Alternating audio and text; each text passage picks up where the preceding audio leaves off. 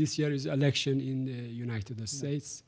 Could you give your impression about the day after election here in United States? Either the policies are the same or you see any changes?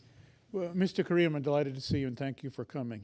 My sense is the day after elections will be mightily determined by who wins.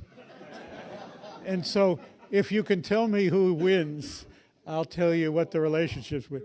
If President Obama were to win, he would have once again, I think, a reinforced opportunity to pursue what appears now to be in his heart, and which the Supreme Leader, I think, wisely recognized.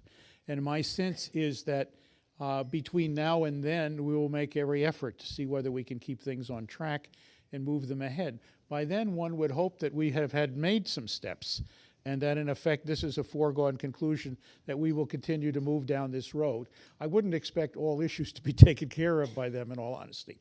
I think if a Republican president comes in, he will have to consider very carefully the importance of this situation as opposed to the rhetorical opportunity that has been taken to beat up on the president in the course of the elections. And we have numerous examples of this in American political life.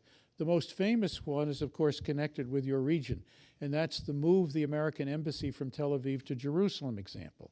And almost everybody who runs in an American political race, if he is not the president or she is not the president, adopts immediately the notion that the embassy should be moved post-haste, even to a tent in a field in Jerusalem.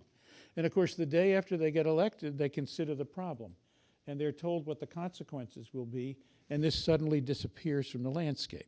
Now, whether all of that would happen or not, I don't know.